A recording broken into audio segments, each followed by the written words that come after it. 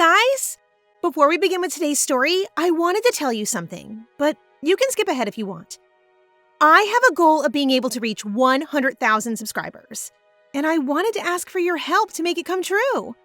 So many of you enjoy my videos, but don't subscribe. If you could please consider subscribing, it would be wonderful. And if you don't, it's totally okay. A comment and a like on the video will also help out a lot. Thank you so much for your help and support, guys. Meet Damian Erveldote, Princess of the Erveldote Empire. When she was young, Damian enjoyed the luxuries of princess life, until one day, she was executed. Public sentiment turned violent toward her because they saw her as arrogant and indulgent. Even worse, she couldn't practice magic, so there were claims that she had no right to be a princess. In the end, Damian was sentenced to death. By her own father, no less. Can you believe that? Her dad stood by while she was executed, even approved the order himself. What kind of dad would do that?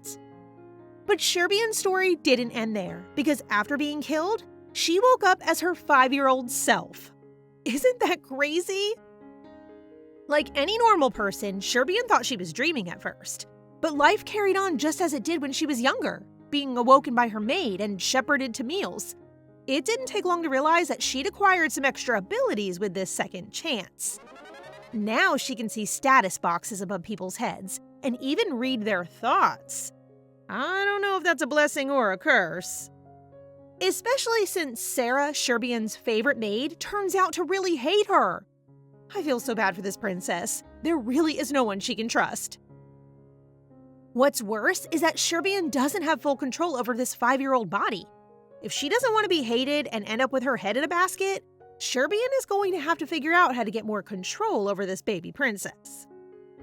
And she's gonna need to do it ASAP, because her father, the Emperor, the guy who literally sentenced her to death, is en route to the palace at this very moment. But in a shocking twist, Emperor Adrian's status box shows more affection for his daughter than anyone we've seen so far. Damian is totally stunned to see how much he favors her. It makes her wonder if maybe things will be different in this life. Overcome by emotion, the little princess rushes forward and grabs his coat. Uh-oh, is this going to turn his mood sour? Actually, no. Adrian thinks it's super cute, though you wouldn't know it from his face. This guy looks so moody. It's no surprise Damian is doubting whether the status windows are real or not. I mean, look at him. Does that face say adorable and loving to you? The grown-up Damian has so many things to say to her father, but once again, the 5-year-old takes over and she ends up screaming, "Red!" Nice one, bestie. That's really going to turn things in your favor. The Emperor's butler suggests that Damian is asking to have dinner with him, which is not wrong. What she was trying to say was that they should have tea together, so close enough. And even better, it earns her loads of favorability points. While getting ready for their dinner, Sarah is especially harsh brushing her hair. Meanwhile, another maid by the name of Ellie, who Damian always thought of as hateful and strict, turns out to have a soft spot for the princess. It seems like everything's in reverse. All the people who seem to like her are mean, and all the people who are mean are actually worried for her. When she finally arrives at dinner, Damian is worried. There's a lot of pressure on her to be polite and earn the favor of her father and brother, who decided to join them. Apparently, the crown prince, her older brother Damian Erveldote, was always cold and indifferent in her past life. Probably because he's the legitimate son of the emperor, while she was born out of wedlock from the emperor's harem. The three of them sit down for a very awkward meal. But even though Damian isn't doing anything, her father's favorability continues to rise. And the even bigger surprise is that Damian's status box is also really positive. So positive, in fact, that he seems kind of obsessed with her. Despite the awkward silences, the Emperor is very kind during the meal, worrying about his daughter's health and telling her to eat her fill. Damian is torn. As a princess, she's been told to watch her weight and never eat too much, or else it will ruin her image. Which is totally gross, but I guess it's just that kind of kingdom. But seeing how much joy it gives her father, the princess gives in. So overall, the dinner is a success. But trouble starts again the moment she returns to her room. Horrible Sarah immediately scolds her for eating too much and says the queen is angry with her for overindulging. Apparently, the people in this palace are so sick and twisted that sometimes they lay traps and tests for her. It looks like the dinner tonight was one of them, designed by the queen to check her self-restraint. They even decide to punish her by not giving her any meals tomorrow. What the heck kind of backward society is this? I can't believe they're being so mean to a little 5-year-old. The next morning, Sarah doesn't come in like usual to wake her up. Poor Sherbian's stomach still hurts from overeating last night, but she doesn't want to lay in bed. One of the things people berated her for in her past life was being lazy and indulgent, so she has to be more attentive this time. Soon, Ellie arrives with news that the Emperor has something to tell her. Sherbian thinks it's about her behavior at dinner, but then a group of maids comes running into her room. They get down on their knees and start crying, begging for her forgiveness and saying it was all Sarah's fault. I have no idea what they're talking about, but Sherbian can see that despite their acting, none of them is actually sorry. Honestly, is there not a single nice person in this palace? Actually, Ellie seems to have genuine concern for the princess and tries to chase the girls out so she can get some rest. Then suddenly, the Emperor himself shows up, and he seems mad as heck. He orders all the servants to be locked in the dungeon for the crime of not looking after his daughter properly. But when he takes Ellie too, Sherbian has to speak up. She wants to explain how Ellie has been the only one looking after her, but the 5-year-old takes over and she sort of just cries. Kind of relatable, honestly. Moved by his daughter's tears, Emperor Adrian promotes Ellie to become Sherbian's personal maid. Finally, another win! Maybe she should be worried about what's going to happen to all those mean maids, but I can't blame her for enjoying this small victory. After the whole mean maid fiasco, the Emperor takes his daughter to the gardens for some tea and cake to check on her well-being. She can't really enjoy it because she's super stressed about how to act and keep his favor. I mean, who wouldn't be? If I'd gone through everything she had in the last 24 hours, I think I'd given up by now. And again, she has the pressure of deciding whether to eat or not. Seriously, this is so messed up. How could a 5-year-old already be thinking about her weight? Let the girl eat cake already! Luckily, her dad guesses her concerns and tells her to eat comfortably, promising to keep her table manners to himself. She gives in and has a macaron, watching his favorability points go up literally thousands just watching her eat. I don't know how this guy ended up executing his daughter. He's literally whipped for her. She accidentally eats too many, but then her dad offers her cake too, and even uses his magic to make it nice and cool. All that is sweet, but the best thing her dad has done is fire Sarah. Now that Ellie is her personal maid, she seems a lot happier and smiles more. They get her all dressed up for a meeting with the queen, Rivalry Erveldote. In her past life, Queen Rivalry was always kind and gentle to Sherbian. But if we've learned anything so far, it's not to trust how people acted in her past life. And what do you know, the queen is just the same. Her favorability is literally in the minus thousands. Even just at the sight of Sherbian makes her upset. I have a feeling we've just met the real villain of this series. Despite how hateful her thoughts are, the queen is all smiles and niceties. She's totally fake, acting all concerned over the incident with Sarah, and even pretending to take responsibility herself. It's actually scary how two-faced she can be. When Sherbian admits she and the Emperor went to his private garden, the queen's favorability plummets. It's pretty obvious that she's trying to steer the princess away from her father, since she keeps telling her he's a scary man and saying she should come talk to the queen instead. I guess that's because she's the child of a concubine. She poses a threat to the queen's true-born son. Maybe that's why she hates her so much. Speaking of her son, Damian makes appearance, at which point the queen promptly kicks the princess out. In front of his mother, Damian acts cold and cruel like usual, even though he was very fond of her at dinner the other day. I actually don't know how Sherbian does it. Even with the status boxes, it's impossible to tell how anyone really feels. I'm confused just reading it. When Sherbian returns to her chambers, Ellie's made her a special cake to cheer her up. But the poor girl is so turned around after meeting the queen that she can't eat it, and starts crying instead. Ellie gives her a hug and tells her there's nothing wrong with eating what she wants. She's a literal child after all. She needs to grow. After Ellie convinces her that eating is good, Sherbian's body and soul synchronization jumps up 2%. Damn, I wish my life worked like that. Imagine if every time you ate cake, you literally leveled up. That would be amazing.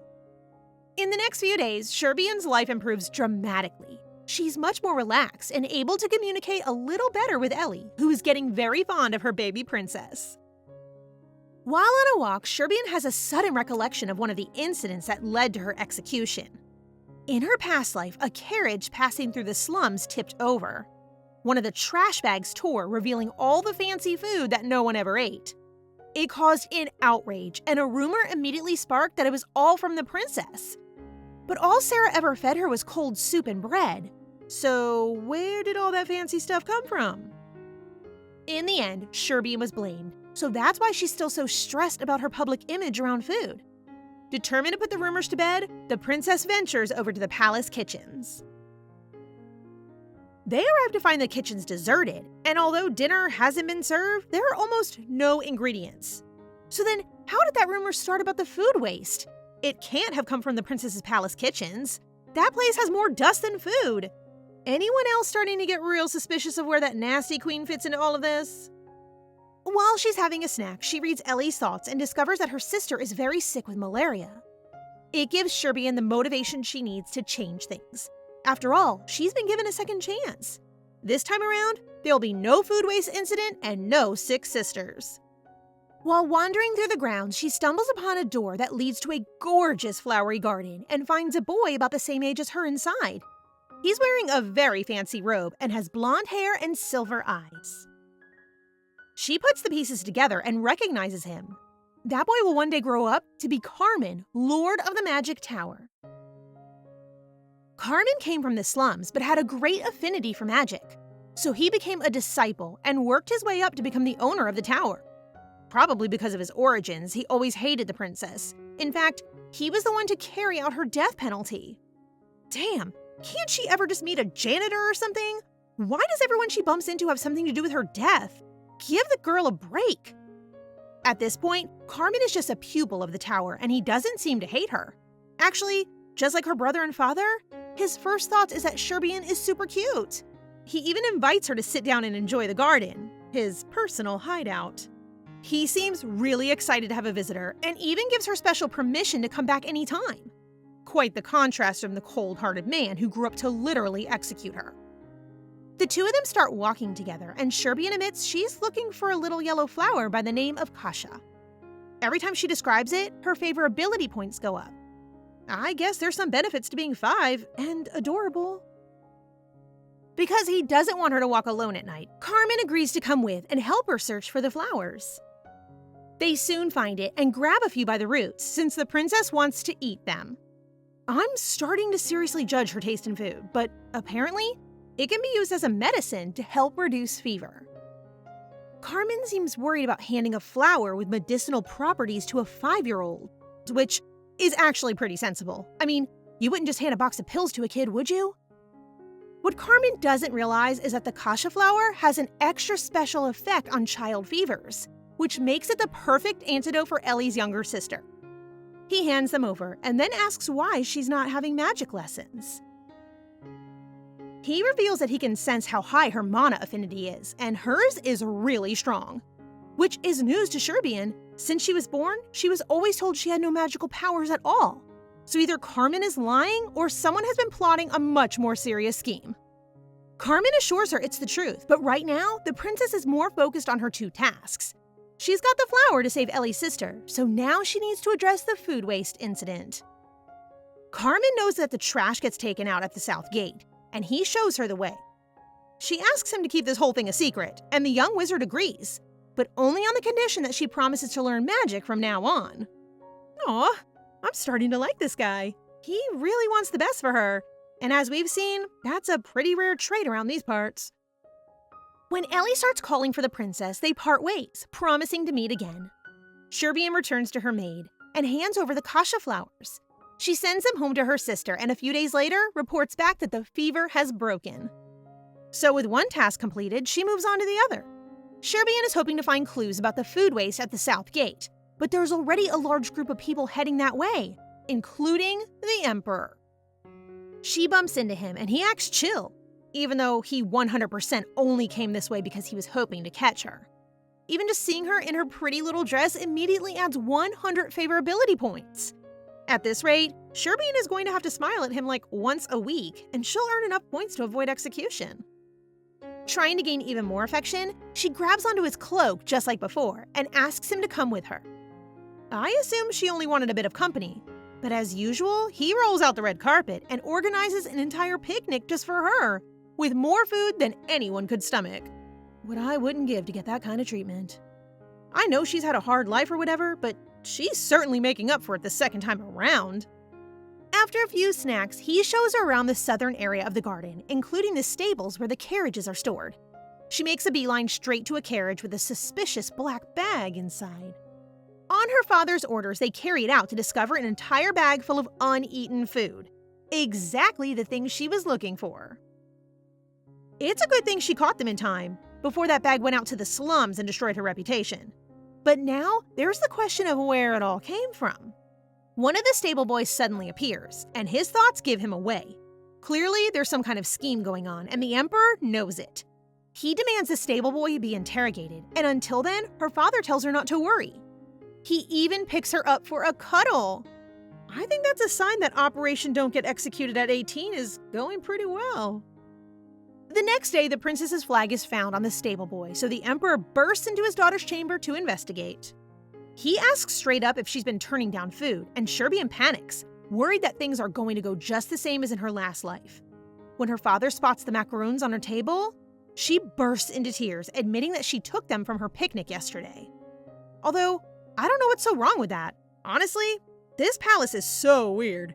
Girls shouldn't overeat, but they should have picnics. She can eat her fill but not save any for later?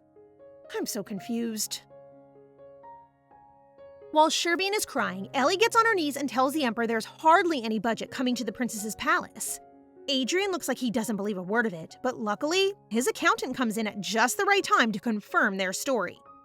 The kitchens are empty of food or maids. As Ellie explains, ever since she became head maid, the princess's palace hasn't received any proper support.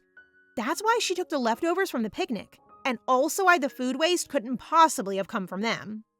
Yeah, Ellie, you tell them. The Emperor is convinced, and does the only thing he knows how to stop his daughter crying. That's right, he brings in more tea and cakes. As more information comes to light, it's revealed that Ellie even used her own salary to try and feed the princess when the money ran out. She must have been too scared of the Empress to speak up, since the internal affairs of the palace are her responsibility. See, I'm telling you, everything points to that witch. The Emperor apologizes to his daughter and finally confronts his wife. Obviously, she denies the whole thing and says she has no idea any of this was happening. The princess walks in on their argument and gets dragged into it when the Empress asks her to vouch for her character. Honestly, if it was me, I would not hold back. I mean, she can literally read her mind and see that she's guilty. Now Sherbian is in a difficult position, and the queen is really laying it on thick. She even starts crying, looking all pitiful while in her mind, she's tearing Sherbian to shreds. How can a person be so two-faced? Overwhelmed by the pressure, the princess stands beside her father, tugging on his cloak. A classic move, guaranteed to win her victory. And just like in the past, it wins the Emperor over. He picks her up, relieving the tension and making the decision himself. He decrees that the queen will no longer be allowed to manage the palace's finances, basically taking away her only real power as a ruler. The queen is not happy about this. She tries to resist the order, but her husband takes her protest as a sign of her undermining his authority. And with an emperor this arrogant, that's just not going to slide. So she backs down, and for the first time in both her lives, Sherbian sees the queen in defeat. Although foiling her schemes is a victory, Sherbian can't rest easy. It's the queen after all. If she's been beaten once, she'll only come back harder. Later that day, the princess is having snacks when her dad drops by to visit, calling her Sherby as a cute little nickname. Aww. It's very sweet, but honestly, I still find it hard to believe. Is this really the same guy who signed her death warrant? Am I the only one who feels a little suspicious? Anyway, the Emperor and his butler wanted to continue investigating the case, but in a shocking turn of events, Sarah, the ex-maid, and the stable boy all committed suicide while in prison. Seems more like the queen cleaning up her mess to me. Even though he suspects his wife, the emperor ends up pinning it on Sarah and the agent responsible for handling the queen's budget, who is punished accordingly. Which means sweet little Sherbian finally gets to kick back and relax for once. And really, she deserves it. I mean, who else could solve a palace mystery and save a child's life in the body of a 5-year-old? Eat all the macarons you want, bestie. In the aftermath, the princess's kitchens are full of food and staff again, and Sherbian got a whole new wardrobe too. And the best part is that the princess and her dad now have breakfast together every morning, a perfect opportunity to increase her favorability. He even got special-made utensils for her to use that fit her baby hands. Wow, she really has him wrapped around her finger. The emperor is so whipped that he carries her back to her room after breakfast. After a nice long nap, she goes out to explore the palace gardens, which have also been revamped and are now full of flowers. She has a whole new host of maids too, and these ones seem way nicer. Although that's not exactly hard, just so long as they don't starve her, beat her, and brainwash her to hate her dad. One of the new maids, Jane, is accompanying Sherbian on her walk. So far, she seems to be very fond of the princess. While Sherbian is off wandering by herself, she bumps into her brother, Damian. Will this finally be the moment that he picks a side? It's been hard to tell where his loyalties lie so far. Before we can find out, the perspective switches, and suddenly, we are with Hex, the Emperor's assistant. Personally, he's been struggling with the Emperor's investigation of the Queen. As it turns out, their marriage was a little rocky from the start. You see, it was really a political alliance forged after the war. Everything was part of a contract, to the point that their heir, Damian, was even created by magic. However that works. But all along, the Emperor's heart was with Sherbian's mother, who we haven't heard much about up until now. So why do I get the feeling that's about to change? Meanwhile, in the gardens, Sherbian is hoping to politely avoid her brother when he suddenly opens up. It seems like his behavior the last time they met has really been bothering him. He apologizes for acting that way and asks if they can hang out more in the future. Kind of an awkward way of talking to your sibling, isn't it? Can you imagine a brother turning to his sister and politely asking to spend more time together? Mine just used to yell at me when we were kids. Anyway, because she's sweeter than pie, Sherbian forgives him and agrees to spend more time with him. Though she probably wasn't expecting him to show up at her bedroom the very next morning. She's a little frightened of him still and hides behind Jane's dress when he arrives. But Damian actually came to bring her a cake, one especially made for her. By now, we know the quickest way to Sherbian's heart is through her stomach. And indeed, all seems pretty much forgiven, especially after he conjured up little edible bunnies to go on top of the cake. I'm not gonna lie, that would get me too. Can I get a brother like this? They each have a slice while Sherbian watches her favorability go up and up and up. It's quite the contrast from her past life, where they hardly spoke and always acted awkward. Admittedly, he still acts a little strange these days. Damian even warns her that he might be rude and cold again in the future, and asks her forgiveness if he has to act like that sometimes. Sounds kinda shady to me, but while Sherbian has cake in front of her, anything goes. The next morning, both Damian and her dad are present for breakfast, even though the prince wasn't technically invited. He acts like he just wanted to have breakfast with the Emperor, but it's pretty clear he came to join the Sherby fan club. Although honestly, they're more like rivals than fans. When the Emperor hears about the cake, he gets kinda competitive. Both of them are so similar, it's no surprise they'd end up fighting for her affection. While they're arguing about cake and sweets, Sherbian still has her eyes on the horizon. She can't forget how quickly everyone turned on her in her past life, and knows it won't be easy to avoid trouble this time around. Besides her perceived arrogance, the other big crimes she was framed for were treason and using dark magic. Her enemies even went so far as to plant items in her palace, which means they're dedicated. Sherbian can't relax just yet. While in the garden, the Emperor approaches and offers to take her on a walk. It's cute that this guy is trying to get close to her, but doesn't he have a country to run? Breakfast, walks in the garden. Shouldn't an emperor be a little busier than this? This time, he has a gift too. A statue of an angel riding a horse. I guess he heard about Damian's cake toppers and wanted to one-up him. Obviously, she loves it, and after giving her thanks, he gives her permission to wander through the Emperor's private garden at her leisure. Sherbian starts visiting every day for the wonderful flowers. One day, she spots her father working outside and ends up sitting with him eating, you guessed it, a whole plate of sweets. While she's chilling with her dad, Hex appears suddenly with urgent news from the palace. He seems nervous to talk in front of the princess, but the Emperor commands him to speak. He tells them that one of their citizens just entered the kingdom of Gambel on the west coast and is begging for their help. Apparently, some kind of medicinal shipment was on the way to Gambel when it was attacked. The bandits captured the driver and burned all the ingredients. You see, originally there were 4 empires in the land. Erveldote is now the only remaining one, and lots of little kingdoms sprung up to fill the space of extinguished empires.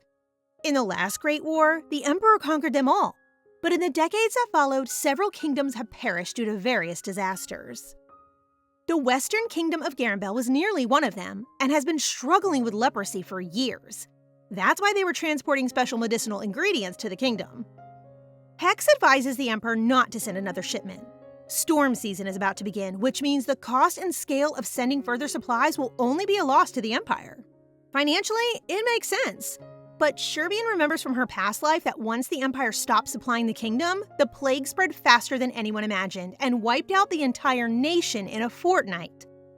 Oh gosh, isn't that too much pressure for one little girl? How is she supposed to communicate all of that to her father without giving herself away? Instead of getting into a heavy conversation about socio-economic benefits of aiding neighboring territories, Sherbian does what 5-year-olds do best: look cute and act sweet. She reminds her dad that helping others is important, worried that he'll scold her for interfering in politics. And the Emperor is stern when he responds, asking if she understands how much another shipment would cost the Empire. Obviously not, dude. She's literally 5. Even so, Sherbian does her best to use what language she has to convince him. And just like that, her dad agrees. Wow, he really is a pushover. Is this how all world leaders make decisions, taking the advice of their kids? Anyway, somehow Sherbian ends up at the top of all of this. The Emperor orders more supplies to be sent to Gambel, and even rewards his daughter for having the courage to speak up. I guess it's no surprise that people start talking about the Emperor who was swayed by a child. Word gets out fast, and soon Sherbian's name is back on the public's lips. And we know how that went last time. Sherbian doesn't like the attention, so she tries to hide inside the palace as much as possible. It's a good time to be keeping a low profile since the snowstorm season is due to start soon. Around this time, temperature drop and monsters get stronger, so a lot of people stay inside. But that also means she can't go and see her dad. Ellie, her maid, notices how down she seems these days. Reading her thoughts, Sherbian sees her think about reporting this to the Emperor, so she does her best to keep Ellie by her side. She doesn't want to worry her father, especially when he's so busy now sorting out the Gambel shipment. One morning, Sherbian gets a surprise visit from Hex, who brought some bad news. The plague has spread through Gambel just like she feared, and is wreaking havoc on the kingdom. I can't believe it! After everything she did, history still repeated itself? Sherbian looks like she's about to cry, but Hex reassures her that her shipment did make it to the people in time. Though the plague is still rife, they now have the full support of Erveldote, and it's all because of Sherbian. She saved their lives! The sweet little princess is delighted to hear that she was able to help others. Then the Emperor himself arrives all in a huff. He heard that Sherbian hasn't been eating and came straight away. She reassures him everything is fine and tells him not to worry. She doesn't want to bother him while he's so busy. Then her dad goes all soft and tells her she's never a bother, which, I have to admit, is kind of adorable. So she tells the truth. Actually, she doesn't like eating alone. She knows her dad is busy, but asks if just sometimes they could eat together. For some reason, this really presses the Emperor's buttons. Clearly, there's been some miscommunication down the chain of command. It's not like he was never going to eat with her again. It was only a temporary arrangement. He looks like he's about to murder one of his staff members, so Ellie steps in and admits that she may not have communicated clearly enough. Gosh, so much drama over miscommunication. What is with this family and making everything so intense? It's just breakfast, people! In the end, her father promises to have breakfast with his daughter when he can, and asks her not to skip meals when he's away. In the meantime, Sherbian still sticks mostly to her palace because of all the attention she's gained. When she does go outside, it's to hunt for whippet, a special flower that only blooms in storm season. It's kind of exhausting, though, being able to read everyone's thoughts about her. There are all sorts of rumors flying around, some good and some not so good. While she's ducking and dodging public opinion, the Emperor and his team are getting suspicious about the strength and origins of the latest outbreak of leprosy. Though they can't prove much, it seems man-made. So the Emperor orders his court chief to secretly investigate the few leads they have and report back. Obviously, Sherbian doesn't know about any of that. She's spending more and more time inside, waiting for the blizzard to pass. Although there is one thing to look forward to: her birthday. Sherbian's birthday lands right in the middle of storm season. Kind of a bummer, right?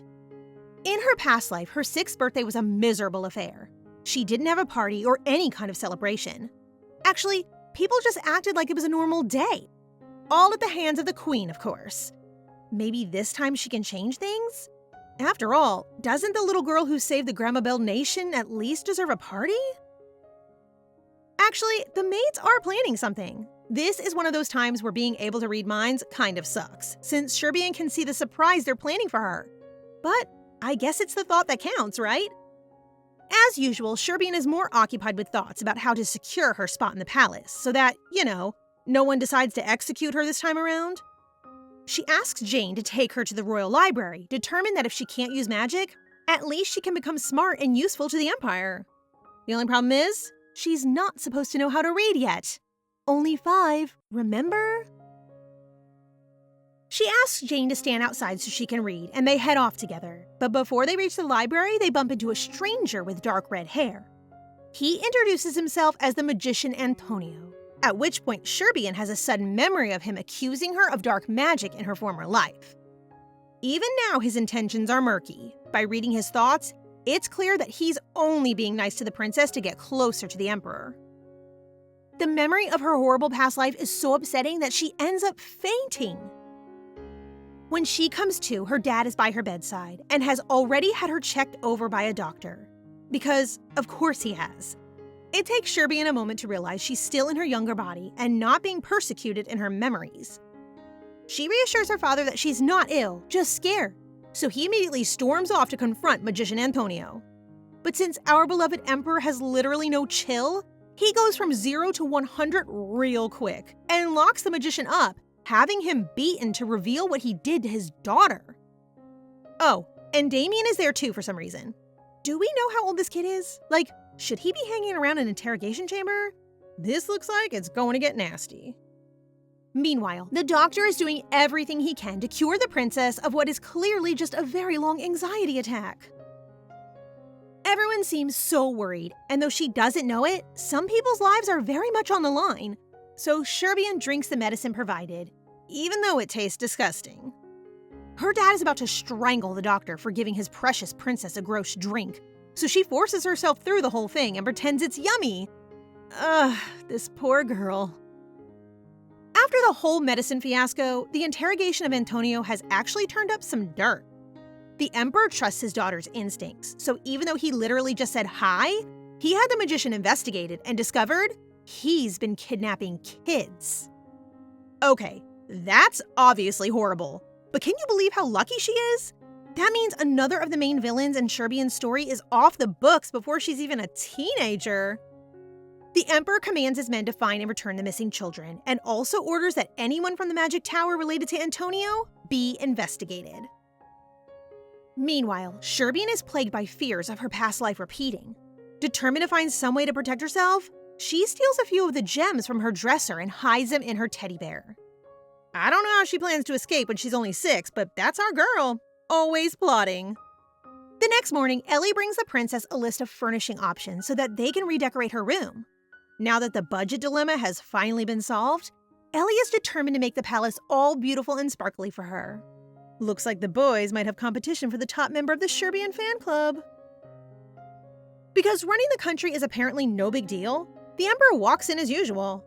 He came to check in on his daughter, since she's been staying inside again lately. He also hops on the furniture bandwagon, trying to lavishly shower her with gifts. When Sherbian insists that they shouldn't waste money on such expensive furniture, he decides to just give her the budget instead. Right, because giving a child a load of money is a great idea. That definitely won't backfire. Then they move on to the topic of the long-awaited birthday party, which he's already been making grand preparations for.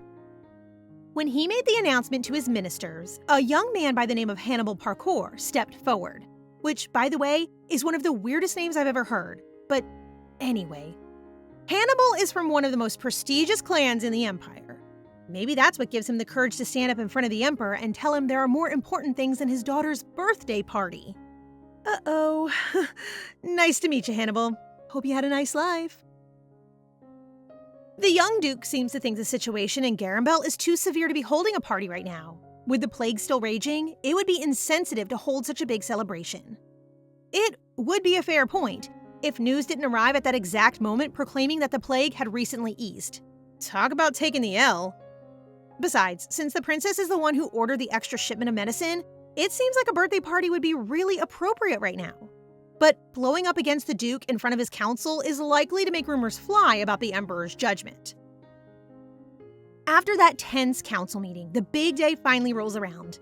Once she hits 6 years old, her body and soul synchronization improves even more. Ellie gets her all dressed up with the shiniest jewels so that when the Emperor himself arrives, he is bowled away by her cuteness. But the celebrations go further than just fancy outfits. Apparently, royal birthdays are traditionally celebrated for 3 whole days. That's 3 days of Sherbian basically being worshipped and showered with affection. Quite the contrast from her previous life. When she arrives at the Imperial Palace, Sherbian is greeted by her father, who immediately presents her to a grand hall of prestigious guests. So, no pressure or anything. Like any young child in a room full of strangers, she starts to cry. So her dad uses his magic to comfort her and hide the others from her view so she's not so stressed.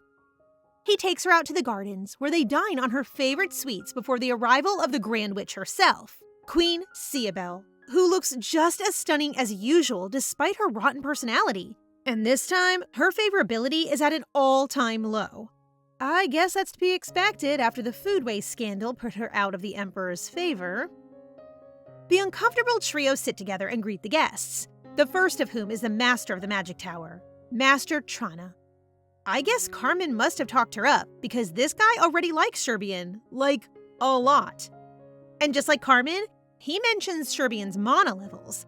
Apparently, even the master of the tower can see that she's just bursting with magical potential. So why has she never been trained before now? I assumed it was something to do with the queen, but if the Emperor knows too? The mysteries never end. The Magic Tower Master tries to impress on the queen just how special the princess is, but the Emperor cuts him off. He says something about how mana levels can transform and change at will. Honestly, it's all pretty confusing, but clearly they don't want her to start learning until they're sure her potential will stay that way. Maybe that's why she didn't learn in her past life? Because her mana levels dropped over time?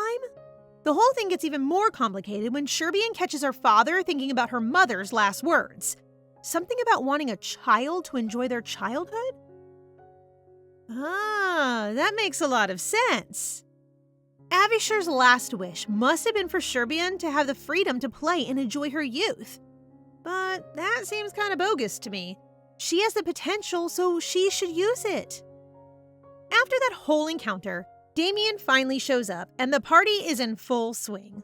All the high-ranking nobles from her previous life come to praise and greet her, and actually, most of their status windows are positive, so she must be doing something right. Her dad is enjoying passing her cake after cake in between the guests, until the queen gently suggests Sherbian stop filling up on sweets. For once, I kind of agree with her. I don't think we've seen this girl eat anything other than cake and macarons. I feel like a vegetable or two wouldn't go amiss. As you'd expect, the Emperor doesn't take well to her comments. With her father's encouragements, she can eat freely, and to her surprise, the guests also seem to feel the same. In fact, their sentiment is generally turning against the queen for being so cruel. Later on, Sherbian is watching the nobles mingle in the hall when she spots a thief in their ranks, disguised as a waiter. She tries to follow him, but gets lost in the crowd and ends up returning to her room with Ellie. But she can't sleep knowing there's a thief in the palace. To have taken a risk this big, they can only be after one thing: the royal treasury. Sherbian remembers from her past life that there was a huge break-in at one stage, and lots of valuables were stolen, resulting in harsh criticism from the nobles towards her father.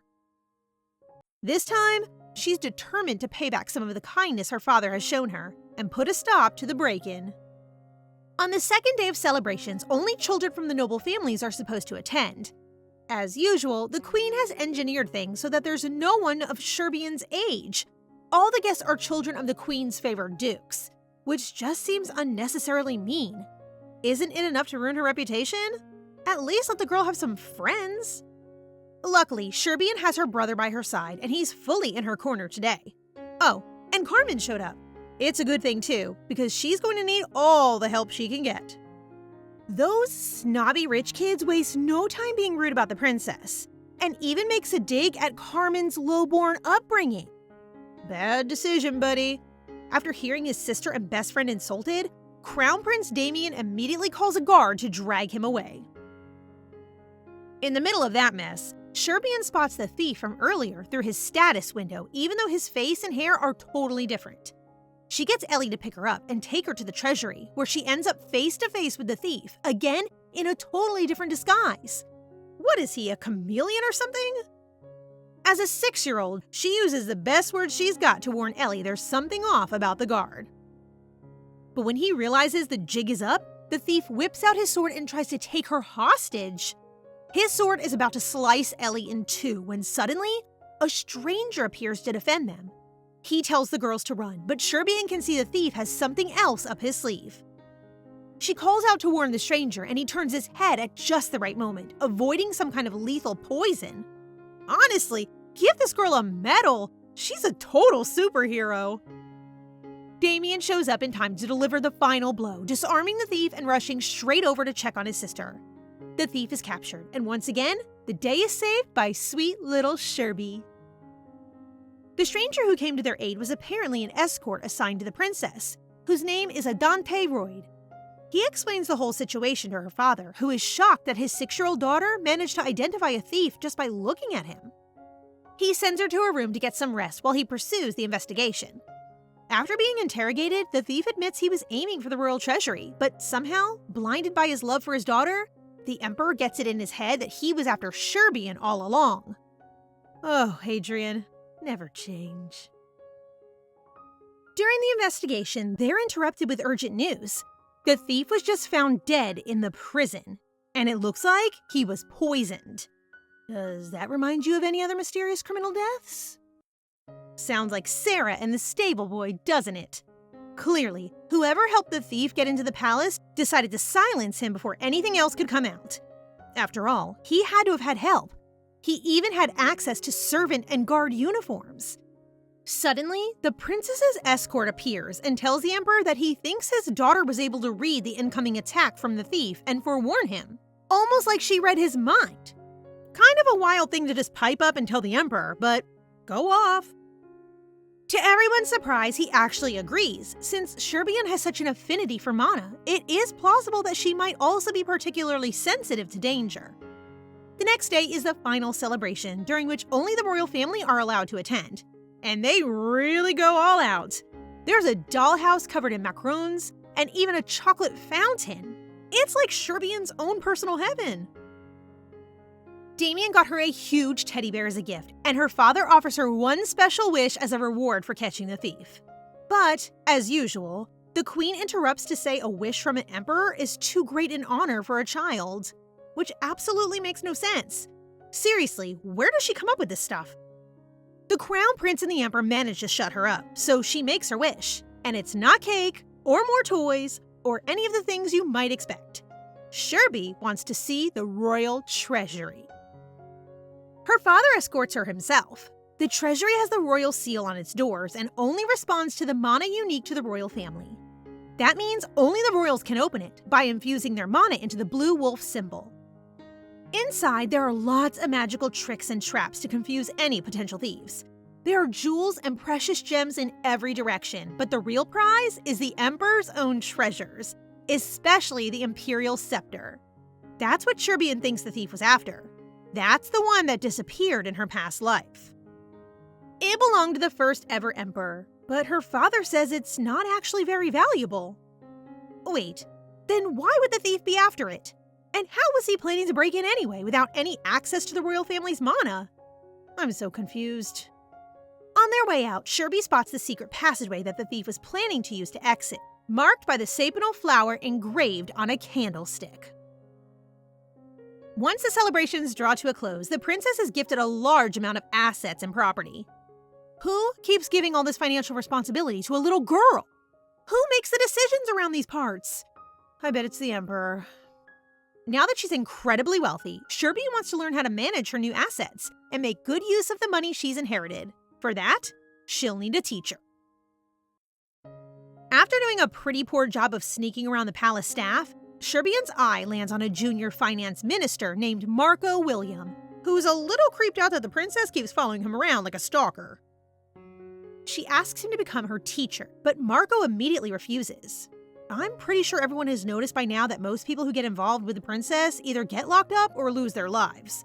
But Sherbian is determined. She even offers him a salary of $10 billion, and well, who could say no to that?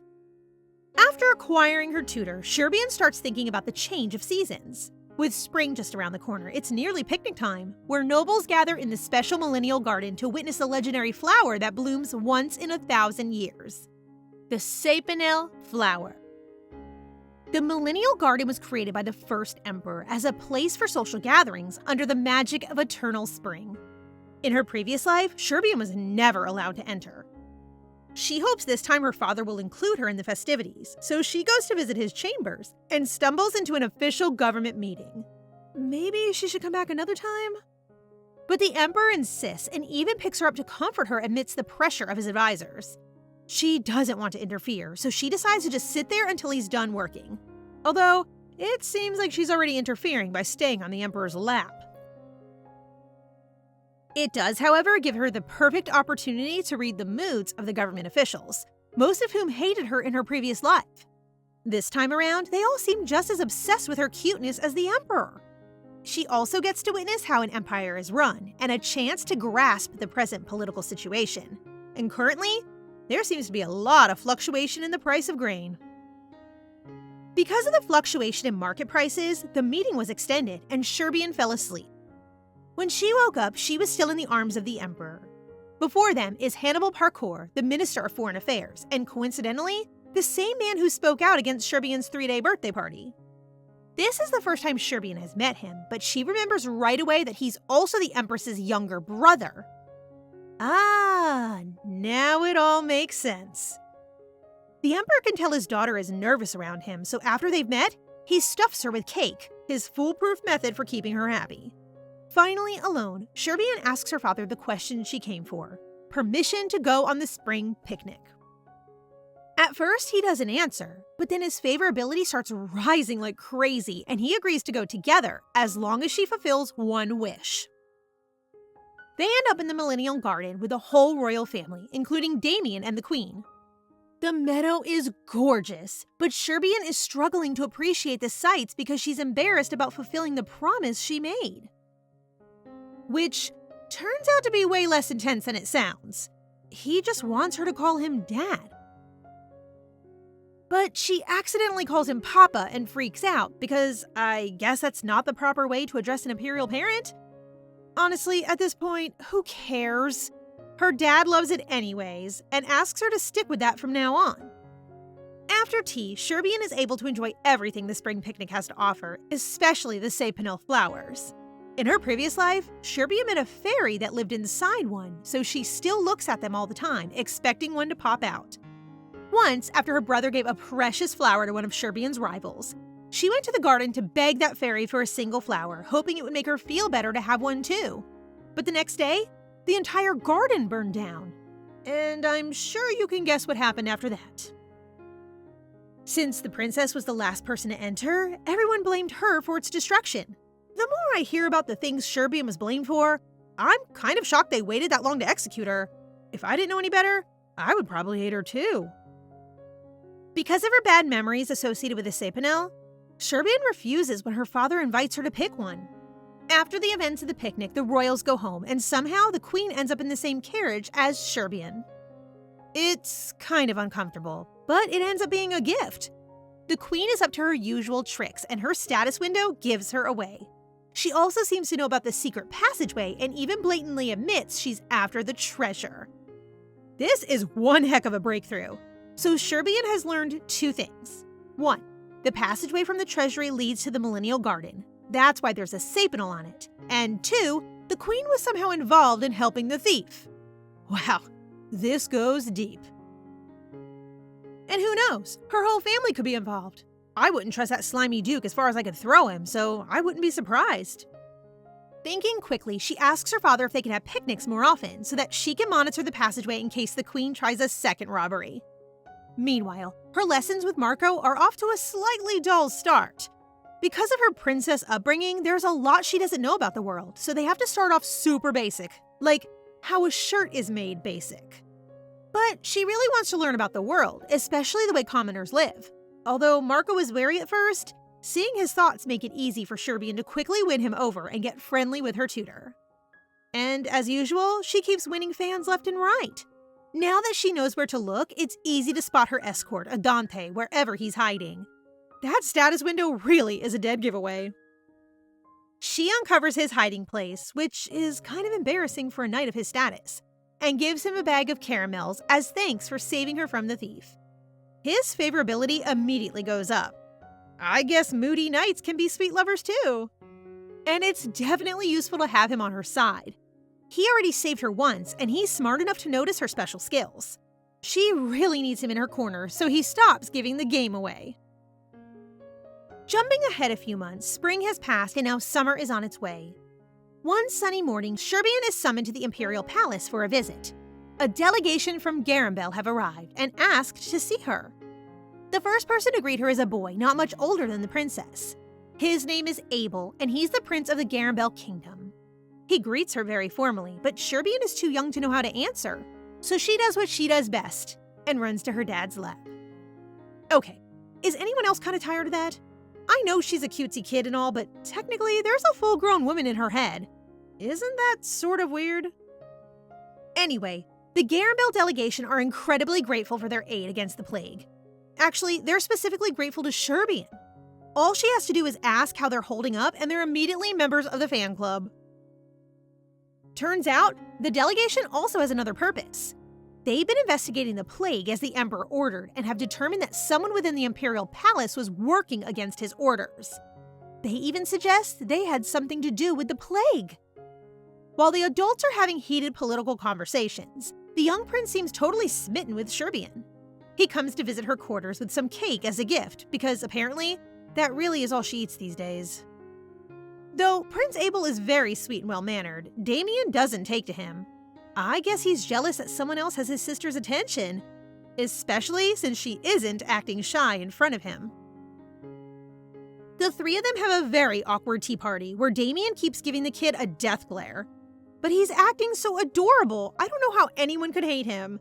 He even invites them to his kingdom someday so they can return the favor properly. Later that day, Serbian meets up with Marco, who has just made big money by investing in a fashion trend on the princess's advice. See, if I went back in time to my younger self, this is what I'd be doing. Using that future knowledge to earn money. Because she doesn't want to draw attention to herself, Serbian is acting through Marco to build up investments, but it makes him a little uncomfortable to take all the credit. Marco then goes away for a while, accompanying the Gambel delegation to restore their economy. Summer turns to autumn, and trouble returns for Serbian. One random morning, the chief maid of the Queen's palace arrives unannounced, summoning the princess to the gardens. Her maids don't want to let her go. It's against the rules for the princess to go anywhere without an appointment. But the Queen's chief maid is just as nasty as the head witch herself. She insists, so Serbian reassures her maids and agrees to come along. Anyone else have a very, very bad feeling about this? The Queen's grudge has been building for a full year now. If she gets the princess alone, who knows what she'll dare to do? Before we find out what business the head maid has with Serbian, it's important to know one special thing about the Erveldote Empire. The entire country is surrounded by magic forests, which causes the mana in the atmosphere to thin. The less mana a person has in their body, the more exposed they are to diseases. To prevent this, it's pretty common for people in the Empire to drink Karmen tea, an extract that boosts mana and keeps you safe. Normally, you drink the tea once a month, starting from the end of your 6th year. The first time a member of the imperial family drinks the tea is a really special occasion, but it has to be done with a doctor present. And surprise, surprise, the Empress's head maid has brought Sherbian to the sacred Harmon Garden. She wants the princess to drink the tea early, which might not seem that bad. But in her past life, Sherbian fainted the first time she tried the tea because she's actually allergic to Harmon grass. The management of Harmon grass is the responsibility of the Pakur Duke, the Empress's own family. So obviously, she can't trust a single blade of that grass.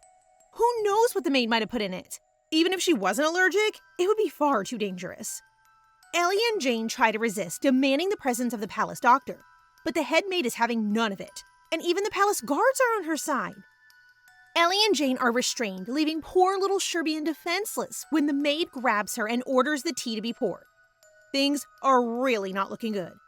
Sherbian can even see the specialist's thoughts, showing that he slipped something in her tea. Oh god, girl, get out of there quick!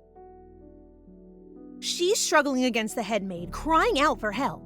Just then, the Emperor arrives, and not a moment too soon.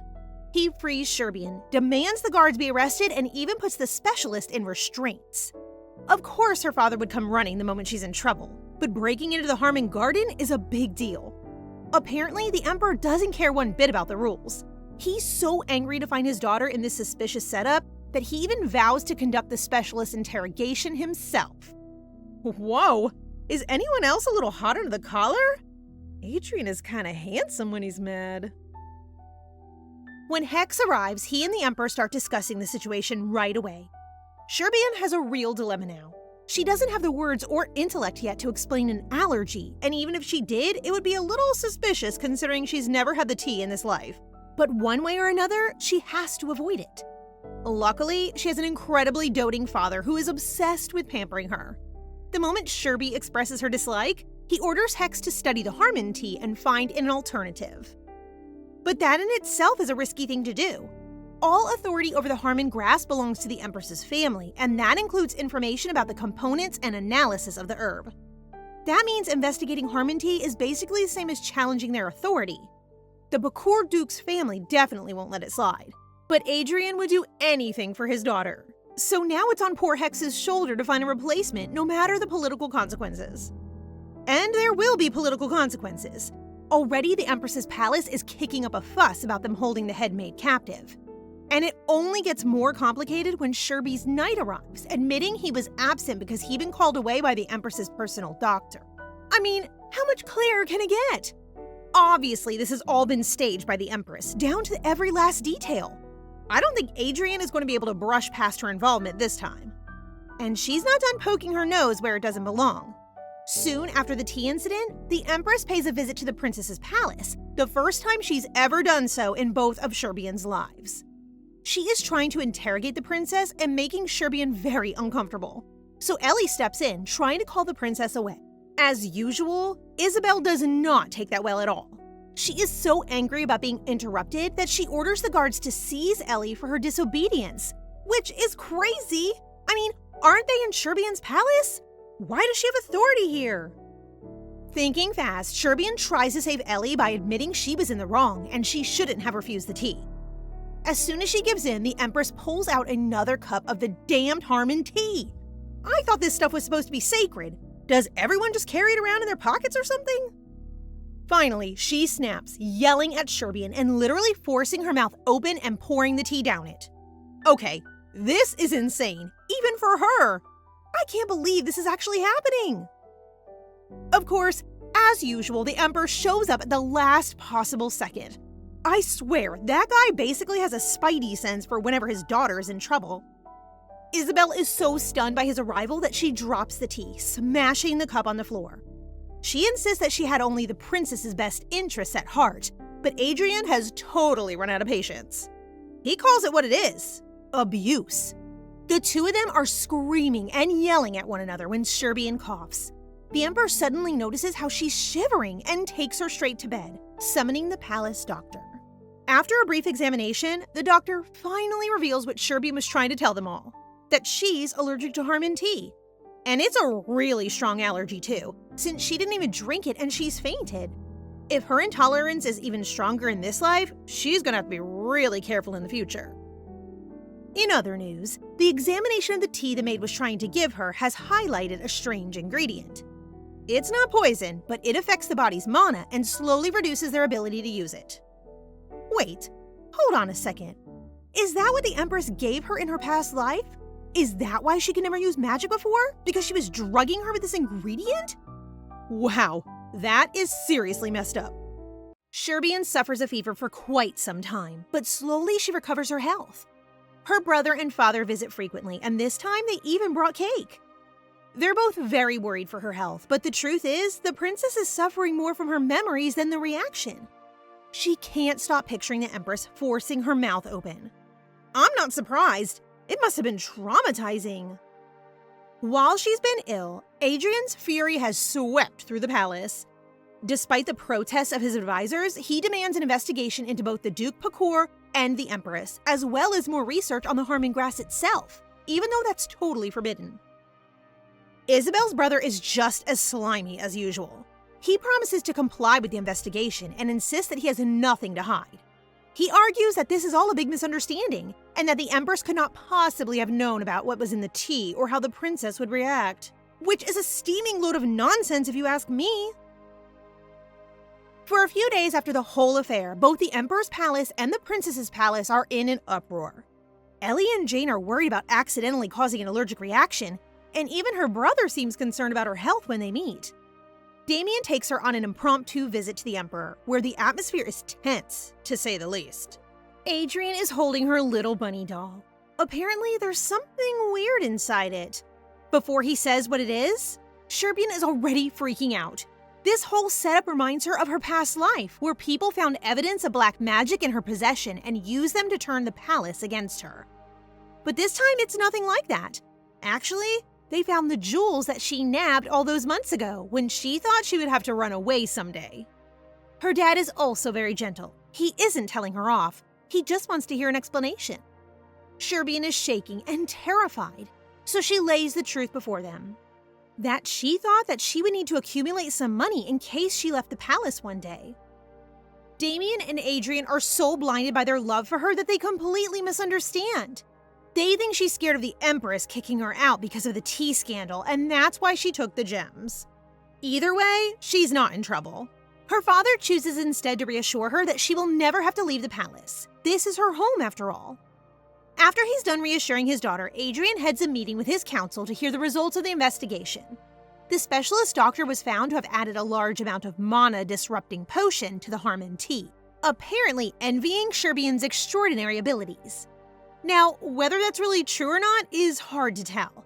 After all, the man delivering this information is the Duke Pakur, whose family are directly involved in this whole scandal. I wouldn't put it past him to have pinned it all on that one specialist, framing him to keep his reputation clean. Duke Pakur also goes one step farther, offering to take responsibility for the doctor on behalf of his family. Ugh, I hate this guy. He is a master in manipulation. It's frustrating that he's covered his tracks so well, but the Emperor is still determined to punish the Empress in some way. So in future, he deprives her of all custody over Princess Serbian. About time, too! The Emperor has one last matter to bring to his council. This time, it's about the transport of medicine to and from Gambel, which he has been investigating in secret all this time. He pulls out a strange blue ball and invites the Marquis Parma, the man in charge of transportation management, to step forward. Uh-oh. Someone's in for a scolding. The Marquis doesn't keep his cool very well. He immediately freaks out, protesting that he has no idea what's going on, which only makes him look more guilty if you ask me. The Emperor ignores his sniveling and drops the ball by his feet, releasing a load of runes. Apparently, they contain evidence that the Marquis intentionally damaged the medicinal herbs he was in charge of. The man continues to claim it's all one big misunderstanding, even as he is taken into custody by the guards. And guess who looks the most concerned as he's dragged away? The Duke Pakur. It doesn't take a genius to see that those two are in cahoots. Clearly, the scandal has only just scraped the surface of that family's meddling. After the council is adjourned, the Emperor visits his lovely daughter to surprise her with a gift. It's a necklace, a gorgeous sapphire one that matches her eyes perfectly. Not only is it beautiful, but it also serves a purpose. It's engraved with magic symbols to help collect mana, so she can wear it instead of drinking the Harmon tea. Sherby is delighted, and her dad is so happy that as soon as she puts it on, he takes her around the entire palace to show her off. Honestly, it's cute and all, but doesn't a literal emperor have more important things to do than boasting his daughter's pretty necklace? I swear, this guy lives for his daughter and nothing else. After their little victory lap around the palace, he tucks her into bed and tells her she must stay with him forever. Clearly, her escape attempt has stuck with him, so Sherby promises to never leave his side. In fact, she pinky swears. That's how you know it's real. Meanwhile, the Empress has been eagerly awaiting news of the investigation and the Emperor's reaction in her own quarters. Her brother arrives in the dead of night to tell her to be patient and calm down. Isabel tells him very rudely that she's perfectly calm and proceeds to throw a teacup at him. Sure, Isabel. Perfectly calm indeed. She's furious at how much trust her husband puts in Sherbian. He keeps asking her to get something from the Treasury, though when she tries to bring up the subject, he refuses to speak on it further. Like, that's not suspicious at all. The Duke Pakur seems to blame her for acting so rashly, and in fairness, it is kind of her fault. The headmaid's actions threw them both into suspicion, and I'd put my money on the Duke as the one who had to clear up her mess. Time continues to pass, and soon the second season of storms arrive in the Empire. It's not long before Sherbian's 7th birthday, and this time, she doesn't want a big party, just to spend the day with the people that she loves. That's our princess for you. Always modest, always humble. Although, if I had an emperor wrapped around my finger, I'd be throwing the biggest party imaginable and demanding present after present. Adrian has decided to grant her one wish as a present, though Sherbian isn't sure when or what he'll do. While she's looking out the window, a pretty butterfly made of mana comes flying towards her. It's a signal from Carmen. Now that he's learned heraldic magic, they made up a password to send each other secret messages. The next day, first thing in the morning, she sneaks out to visit him in the garden. Carmen is happy to see her, though you wouldn't know it by the look on his face. He offers her a ring because apparently everyone is just showering her with jewelry these days. He's super cute about it too. He mumbles something about her birthday and acts all embarrassed when she asks if it's a gift. Obviously, it's a gift, Carmen. Now stop blushing, you look like a schoolgirl in love. He even made it himself. It has the effect of preventing poison from spreading. Sherbian asks if it can help with her Harmon allergy too, and Carmen tells her not to go around saying that so loud, which is a fair point actually. He promises to do some research to see if the ring could possibly prevent such an allergy, but for now she's happy enough knowing that her mana scent is still strong. He demands that she start learning magic properly from next year onwards. Finally, Sherbian's birthday rolls around and her father makes her wish come true. He agrees to a trip outside the palace walls, through the city, so long as she is accompanied by Hex and promises to never let go of him. Yeah, that's Adrian, by the way. He even dyed his hair so that he could go out in public with her. How adorable is that? This is the first time she's been outside the Imperial Palace, both in this life and the last one, which is kind of insane if you think about it. Finally, her curiosity can have an answer, and for the first time, she gets to experience what normal life is like for common folk. The only thing is that all the new sights and sounds make her so excited that it's hard to keep still. There's a special market open today, with the theme today being living things. Vendors all around town are selling plants, animals, and livestock. A beautiful blue bird catches Sherbian's eye. In fact, it's a buyingpi, the bird whose feathers are super high fashion right now. Of course, she also has some pretty painful memories associated with them, so she quickly moves her father and Hex along before they can stop and buy her one. They also pass by a house selling Harmon tea, with a line all the way down the street. Inside, a woman is pleading with the owner, begging him to give her daughter some tea. You see, because Harmon tea is so necessary, every citizen in the Empire has a designated day on which to receive their dose. Today is the mother's designated day, but not her daughter's, so the owner refuses to give anyone a sip of tea except her.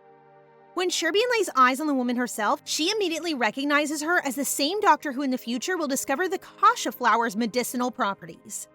The Emperor is watching too, and though Hex tries to move them along, he orders him to call an Imperial doctor instead. While they wait for medical help, he sits his daughter down on a bench. Time for a royal life lesson, little madam. It's impossible to solve every problem and help every citizen in trouble, but he acknowledges that one should never turn a blind eye to suffering before them. So when the doctor comes, he promises to go with Sherby to give all the help they can. Later that day, Dr. Madeline's daughter is given a medical checkup. Since the illness is serious, it can't be cured in one go. The imperial doctor promises to visit every day and tells her mother not to lose hope. Once they're back in the palace, Adrian reassures his daughter that she did everything she could and tells her not to worry. Right, like that's gonna suddenly make all her worries disappear. Sherbian can't sleep that night, so she gets up and asks Ellie for a favor. She wanders out to the garden to pick some kasha flowers. With Ellie's help, the flowers are transported to Dr. Madeline, who is incredibly grateful yet again for the princess's assistance. A few days later, news arrives at the palace that her daughter's fever has gone down. So I guess we can add medical prodigy to the list of Sherbian's achievements. While she's putting out fevers, her father is battling rising grain prices. Apparently, there have been issues with the trade routes during storm season, but still the increase is far worse than they expected. The thing about grain is that it has to be transported through 2 different kingdoms before it reaches the Erveldote territory. Apparently, one of those kingdoms, the Tunga Kingdom, is now charging an absurd toll for passing through, which is causing the inflation.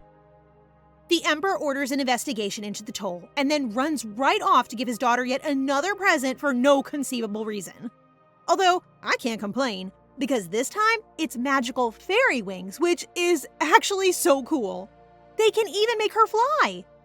I can't think of a better present for a 7-year-old, and clearly, Sherby is delighted. While she's up in the air having the time of her life, Hex appears at the sidelines. As usual, his presence is a sign that there's more work to be done, so Adrian pulls his daughter from the air and says he has to go and work. Sherbian looks sad. After all, when has her dad ever rejected her company in favor of his duties before? This might actually be the first time, I think. Even so, Sherbian is a good daughter. She swallows her complaints and sits quietly while Hex hands over a report from the Ministry of Foreign Affairs. The Tunga Kingdom have indeed raised their toll. But the question is, why? Hex sort of suggests that the King of Tunga is just a nasty guy, but there's got to be more to it than that. While they're discussing, Sherbian suddenly has another flashback to her past life. She remembers this incident, and it's going to get a lot worse down the line. In her past life, the rising cost of grain caused starvation across the empire for the common folk. It was partly because of the incident that the food waste scandal in the princess's palace became such a big controversy. Well, luckily, she's already sidestepped that one. But starvation is never good. If Sherbian can find a way to avoid the same outcome, I'm sure it would work in her favor by increasing her popularity again. Adrian asks his advisor if there have been any known arguments between the kingdoms of Tunga and the grain suppliers, the Nabapal Kingdom. Apparently, they don't have the best relationship, but since signing a trade contract, there have been no fights. Adrian is trying to figure out why the heck they suddenly raised the toll so outrageously when he notices the ring on his daughter's finger. Uh-oh. Okay, I'm sure it will be fine, just as long as she doesn't mention Carmen's name. Which is exactly what she does next. Well, it was nice knowing you, Carmen. Have a nice life in exile. Immediately, Adrian's mood changes to fury. He takes the ring from her at once and only gives it back once it has been thoroughly researched. And actually, who can blame him? This girl had an allergic reaction not 2 days ago. She probably shouldn't be taking gifts from strangers. According to Sherby's memory, the rise in grain prices is going to escalate soon. There were lots of excuses as to why the price is raised, but in the end, it was all revealed to be a lie. In her past life, it was revealed that the Nabapal and the Tunga kingdoms were in cahoots to drive prices higher. Sherbian is thinking through all this in the gardens when she's interrupted by the master of the magic tower. He thinks she's come to visit him to learn magic. Master Ellison is also surprisingly fond of her already, even though they haven't interacted much. Sherbian clears up the misunderstanding and confides in him about the grain crisis. Obviously, the old man is quite surprised to see someone so young as the princess worrying about the economic crisis, but he finds it endearing and promises to clear her concerns by investigating the matter himself. She even makes him pinky promise, and the tower master agrees. Well, that was easy. Once again, batting her lashes and smiling sweetly at people has worked in Sherby's favor. Meanwhile, little Damian has been given his first political matter as prince. He was tasked with finding the sorcerer who kidnapped children, that wicked man named Antonio, who has been invading the imperial authorities since he escaped the palace. Damian was so committed to his duty that he even disguised himself as a kidnapped child to infiltrate his ranks. Talk about dedication. His father is also impressed with his commitment, but scolds him for taking such a risk. Well, for about 2 seconds, and then he pats him on the head and tells him good job. So I'm not sure Damian is really going to learn any lessons here. After he's concluded his report, the Magic Tower Master arrives, bringing news about the grain crisis. He was true to his promise and went to ask about the trade route issue, but he ended up discovering something much more serious. He contacted mages in the south of the Empire who were mobilized for the war. However, not one of those mages actually participated in any fighting, which is strange since no matter how small a conflict is, mages are always central to a victory. It doesn't take long for the Emperor to realize the war must have been made up. And if that's the case, who knows what else the kingdoms of Nabopol and Tunga have been lying about? More troubling than that, however, is the fact that the Ministry of Foreign Affairs missed such a glaring error. If you're wondering how a government official failed to find out what a magician managed in an hour, I'll let you guess who was in charge of the Ministry of Foreign Affairs. Yeah, that's right. Our old friend Duke Pakur. Clearly, the family have crossed a line this time. It's kind of an uncomfortable situation for Damian, since that's his uncle, but he makes it clear that he's on Sherbian's side. Any loyalty to his mother is gone at this point. The next morning, Dr. Madeline is called to the palace to see the princess. She turns up physically shaking, clearly a little stressed to be in the presence of royalty. Sherbian tries to calm her down with some tea and cakes, before asking about her daughter Anna. Through tears and hiccups, Madeline tells her Anna is getting better, and then offers to sacrifice her life for the princess. Okay, girl, calm down. She literally just sent you some herbs. You don't need to go that far. As anyone would be, Sherbian is a little uncomfortable. So Ellie steps in to assure Madeline that Anna's health is more than enough. No ritual sacrifice will be required, thank you very much. Although, Sherbian does have one small favor to ask. She wants the doctor to take credit for discovering the effect of the kasha flowers, in the hopes that she will conduct more research and make the remedy widely available to the public. Little does this lady know, that's what she did in her past life anyway, just about 10 years down the line. Militant in her loyalty, Madeline agrees immediately and promises to work her hardest to save even more children in the future. In the Magic Tower, Carmen is getting a good scolding from Master Ellison for making the library all messy. They look like they might be about to throw hands when the Emperor's arrival is announced. Surprisingly, he's not here for Ellison, he actually came for Carmen. The poor boy is probably sweating buckets when Adrian walks up to him and mentions the ring. He starts rambling about Sherbian someday growing up and leaving her father's side. Wait, is this going where I think it's going? Is he setting up Carmen for marriage? Actually, no. After all that buildup, he crushes the little boy's hopes by saying he would never give his daughter away to such a weak magician. Ouch, Adrian. You don't need to be so harsh. He's still just a kid after all. After that awkward encounter, Damian and Carmen sit down to study together, and the prince says the exact same thing. Literally. Today is really not Carmen's day. Sherbian, oblivious to all the ego-crushing going on behind the scenes, is gifted another beautiful ring by her father. Although it's very pretty, it's also immune to poison. So really, he just wanted to one-up Carmen's ring since it's only resistant and not immune to poison. Who would have thought a fully grown adult male, the emperor of a country no less, would be so threatened by a little magician boy? I can't believe this guy sometimes. He suggests she take the other one off, but Sherby doesn't want to. Double the rings means double the protection after all. After the double beating Carmen has taken, he announces his desire to become a knight, which comes as quite a shock to Sherbian. It's his destiny to grow up and become one of the strongest masters the Magic Tower has ever seen. Sherby asks what made him want to change careers, suspecting some foul play, but Carmen brushes it off. Actually, in his status window, he says he wants to become strong enough to protect the princess, and for that, he needs power. So Sherby tries a different tactic. She tells him to follow his heart, though it's a shame if he gives up magic. Since all the coolest people in her life are magicians, she has always thought there's nothing better than that. Which immediately makes Carmen change his mind. Sort of. He decides to be both, a knight and a magician. Sounds like the quickest path to failure if you ask me. Just stick to what you're good at, sweetie. He promises to continue focusing on his magic studies, and because things have been far too peaceful, Damian just has to barge in.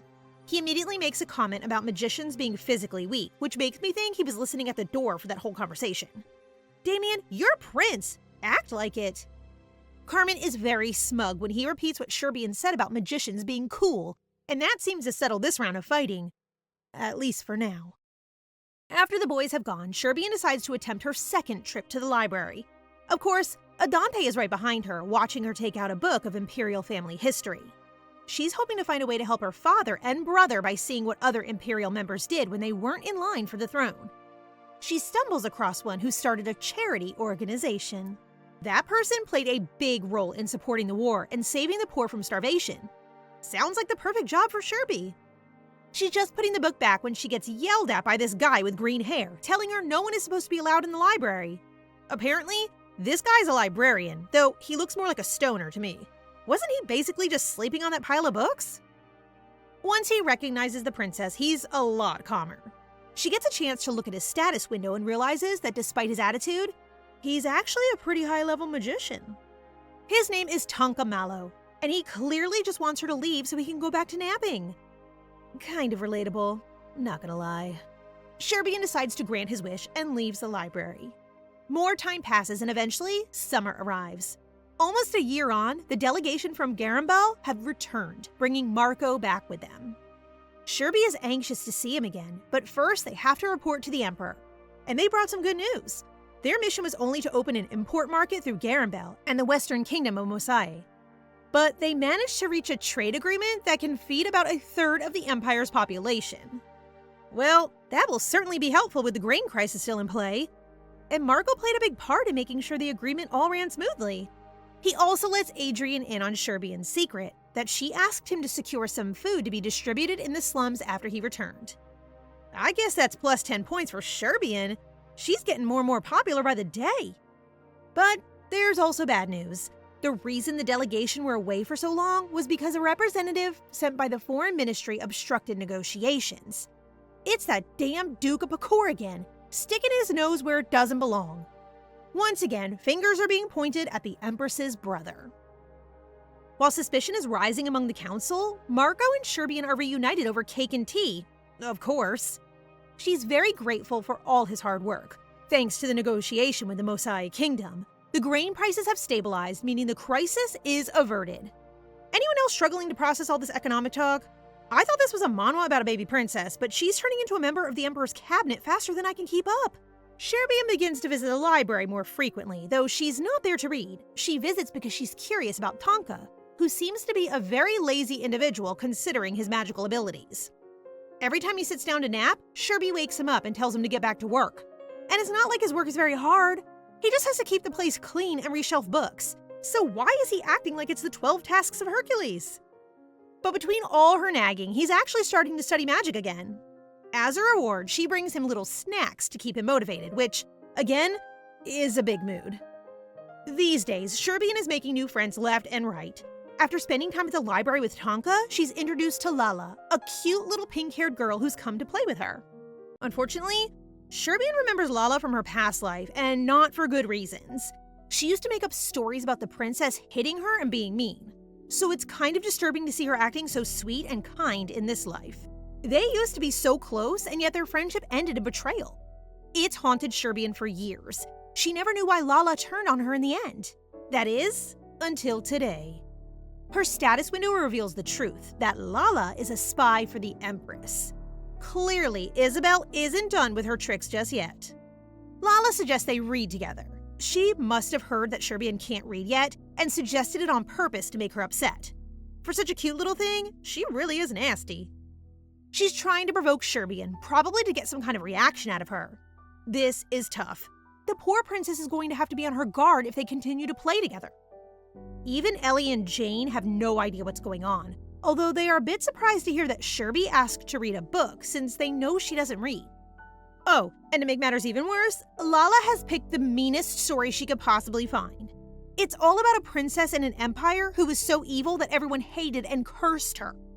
I can't believe this. It's so obvious, it's almost laughable.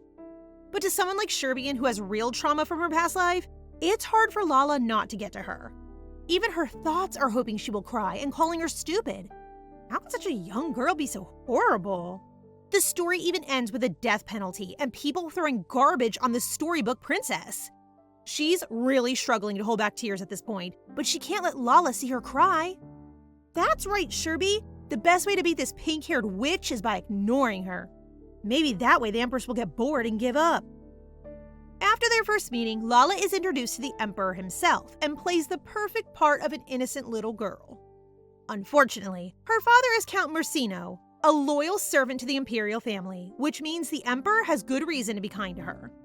While she's being sweet and polite to Adrian, Sherbian can see that her father is clearly just as evil as his daughter, and is secretly planning a future betrayal against the Emperor. Sherby tries to get her father's attention, but Lala immediately turns it against her, suggesting that the princess doesn't like her having breakfast with them and that she should leave. Yeah, you should, but don't make it sound like it's Sherby's fault. Luckily, the Emperor isn't so easily swayed against his own daughter. This girl has no idea who she's up against. He sends Lala away, but as she's leaving, Sherbian catches her planning something evil in her mind. Uh-oh, what will she get up to next? Whatever she's planning is a secret for now, because the next day the girls are playing in the garden as per usual. Good news is that she doesn't have to do much sleuthing to see what her next move is. With Lala's thoughts on display, she can see everything she's up to, including how she's going to fake getting hurt while they're away from the adults. Lala starts a game of hide and seek and runs off right away. Not wanting to get cornered with a fake injury, she looks around for Erveldote, hiding in the bushes nearby. She calls him out, claiming to be too scared to stand alone. But really, what the princess wants is a witness. Lala can't pretend that they got into a fight if Erveldote is there the whole time watching them. Looks like Sherbian's hard work is paying off. Things won't be the same as in her past life, not with Sir Royd hanging around. When Lala turns up to Jane with bumps and bruises on her face and arms, she does an excellent job at playing the victim. But her plan goes down the pan when Sherby and Erveldote arrive a moment later. Lala is shocked when she realizes that they were being followed the whole time. Once Erveldote has told his side of the story to the maids, their suspicion turns on the girl. Jane especially. She decides to pay close attention to Miss Mersino in the future, and decides to report this incident to the Emperor next time she sees him. The next day, Lala is introduced to Damian, who is very kind and inviting. Once again, Lala tries to play the victim by spinning the situation so that it seems like Sherbian doesn't like her. So the poor thing has to turn around and act all friendly, inviting her to lunch. Someone give this girl an Oscar. I'm not sure I could act that sweet to someone so vicious. While the three of them are eating together, it's revealed that not only does Lala have the aid of the Empress, but one of Damian's own servants is on her side too. The question is, which one? At one point, Lala makes an excuse to sneak off, probably to communicate with whichever one of the staff is secretly a spy. When she returns, Sherbian is highly suspicious, but for the moment she hasn't done anything out of the ordinary.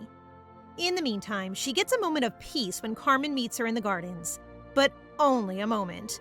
Lala comes running over to interrupt, and when she spots Carmen, she pulls out her best performance yet. She acts as though she's afraid of Sherbian, like she thought someone as small and sweet as the princess was going to hit her just now. Right, like that's going to fool anyone. Ever loyal to his crush, Carmen is not convinced, and immediately gets into an argument with her about whether she should even be allowed to hang out with the Emperor's daughter. Okay guys, it's not a competition. Lala is trying to take the princess somewhere, so instead of following along, Sherby and Carmen just kind of run away. Like, literally sprinting into the woods. From then on, Sherby does her best to avoid her playmate, but it's not exactly easy. Getting desperate, one dark night, Lala tries to sneak into her bedroom to plant some kind of object there. I guess with the intention of framing her? But just as she reaches the door, she is caught by good old Erveldote, who stops her in her tracks. Lala is immediately taken by the guards. She cries all the way about how unfair it is, saying that she was only trying to do as the princess told her. Yeah, right, Lala. Save it for the judge. Erveldote is not convinced by her pathetic act and orders her to be carried out.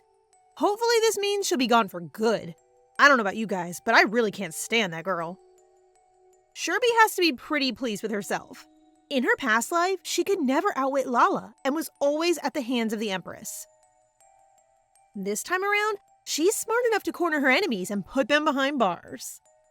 Of course, her ever-loving father, the Emperor, just thinks she's a victim and not the mastermind behind all of this. While he's comforting her, Hex arrives with some bad news. After the capture of his adopted daughter, Count Mersino's residence was raided. Unfortunately, they didn't find any evidence of him conspiring against the Emperor. The Count himself was also gone. I guess he left Lala to fend for herself. The little spy is still insisting that she only did as she was told, but naturally, Adrian doesn't believe her. Instead of suspecting his daughter, he asks Sherbian if her playmate did anything suspicious lately. Yeah, dude, a whole bunch of stuff? Haven't you been paying attention? Ellie is the one to provide the ultimate evidence of Lala's betrayal. Carmen gave them a magical stone that can store images, kind of like a camera. Ellie shows it to Adrian, revealing all the harsh and horrible things Lala said to the princess when she thought no one was around. Lala's fate is truly sealed when the Magic Tower Master confirms what was in the box she was trying to bring Sherbian. They're all unlucky objects containing negative energy. Although, I don't know if they really needed the Tower Master to tell them that. I mean, look, one of them is literally a skull. That's the final straw for Adrian. Furious, he orders the retrieval and arrest of Count Mersino and demands that every noble associated with him is investigated too. He reassures Sherbian that she is safe. He won't let anyone hurt her, he says, and kisses her forehead. Now that all the Mersino nastiness has been taken care of, Sherby can dedicate herself to the important things, like creating a welfare fund for the poor. She suggests the idea to Marco, who once again underestimates the princess. He reminds her that operating a fund requires a lot of money, like a lot. Because it's a long-term project, he recommends she establish a trade guild first to build up her resources. They can establish an organization affiliated with a trade guild, and from there, they can make the fund. Simple. Well, not really. It's going to take years and a heck of a lot of cash, but Sherby has got the time and power to make it happen. Plus, she is really passionate about helping the poor children of the Empire. She's even got her brother Damian involved in her plans. Damian had been tracking down the whereabouts of the children that the evil Antonio had kidnapped and sold. He managed to rescue them and bring them back to the Empire. Wait, Damian did all that? He's heading missions all by himself now? They really do grow up so fast. Today, they've thrown a party to congratulate him on saving all those kids. But instead of celebrating himself, Damian seems nervous. He wants good futures for the children, so he invited them all to this party in hopes that the nobles will take pity and sponsor them. The Emperor walks in and congratulates his son. Soon after, the Duke Pakur arrives. I didn't think it was possible for him to hate Sherby any more than he already did, but apparently, now his preference score for her is -3,000. Well, that's incredibly suspicious. The Emperor raises a toast and invites the saved children into the ballroom. Understandably, they look stressed. They've had a hard life after all. A quick peek inside Hex's thoughts even reveals that some of them were sold by their own parents. And that really tugs on Sherby's heartstrings. After all, she understands the feeling of being abandoned by your family, feeling like the world is against you.